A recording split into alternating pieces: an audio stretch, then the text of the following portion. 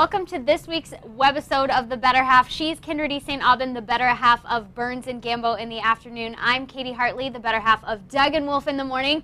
And today on The Better Half, we're going to talk football, baseball, and fantasy sports. And last week, the Arizona Cardinals had their first preseason game.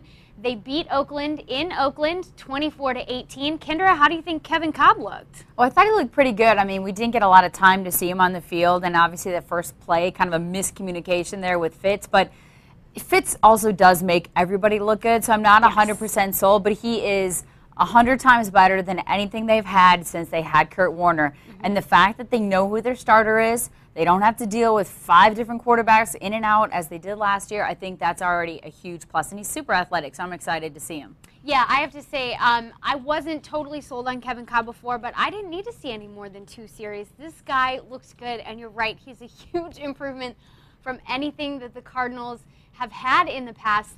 But, you know, I agree. I think even Fitz had some chemistry with Derek Anderson last year, and we all saw how that turned out.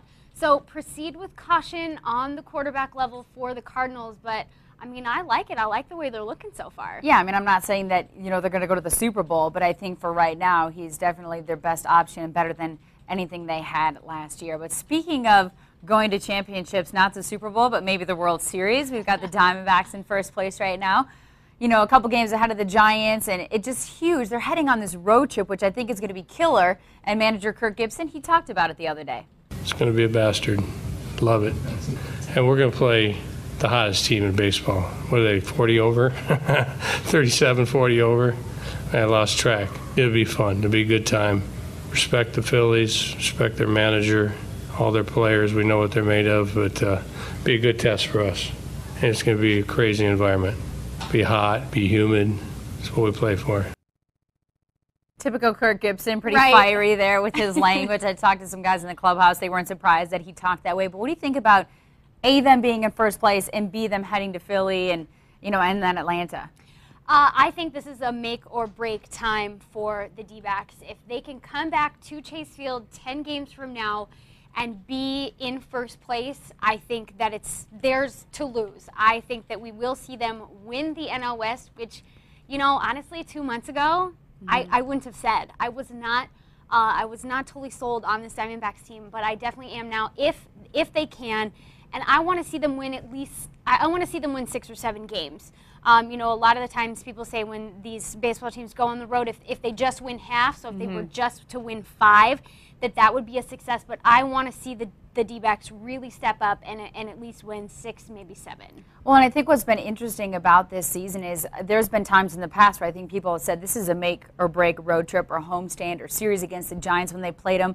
And somehow they always seem to bounce back, even if they don't play well. Just like this last homestand, they started off awful against the Astros, and then they turned it on in the end and won some really great games. Now, granted, it's the Mets, but still, they turned it on. And even with all the injuries, I mean, Kirk Gibson said the other day, they've had 6 fractures this season, and now they lose Jason Marquis, who just sort of was starting to get going. So nothing surprises me anymore with this team. I do think they need to win 6 or 7 out of this road trip to really stay in it. I think the Giants are going to continue to, you know, play well and maybe even get hot at the end. So it'll be exciting. Either way, I think the fans are excited to have a team in the hunt, and I think people are getting behind Kirk Gibson and the Diamondbacks. Definitely. So, Kendra, do you play fantasy baseball? No.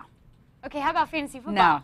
No fantasy football? No. We have a disagreement on this because we definitely do. You love it, and I refuse to play. Okay, so why do you refuse to play fantasy football? Well, first of all, I just cannot root for anybody who's playing against my team.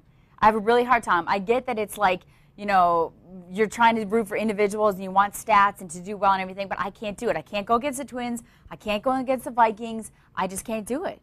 So, but you know that fantasy football isn't necessarily cheering for like but you're wanting them team. To do well. Like, what if they're playing against your team? What if they're playing against the Cowboys? And you need numbers from a guy like a receiver who's playing against your Cowboys. Right. And that is when it gets difficult, and I'm not exactly like cheering for them. However, I am a Cowboys fan, and last season I was excited to have fantasy football to cheer for because I didn't have a whole lot else to cheer for. Right. But I'm a very competitive person, so I love fantasy football just for that aspect. I've heard you have a pretty good record. I do have a pretty good record. Yeah. I've been in 2 leagues for the last 3 years, and I've won at least one of those leagues every year. Yeah, that's pretty good. So, you know, I think I deserve a little championship. Well, and you know what? I might be in the same boat this year.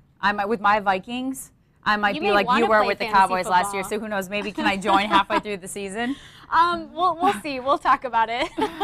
Well, thanks for joining us this week on The Better Half. Remember to check us out on Twitter. I'm at Kinder620. She is at FunKatie620. And we'll see you next week.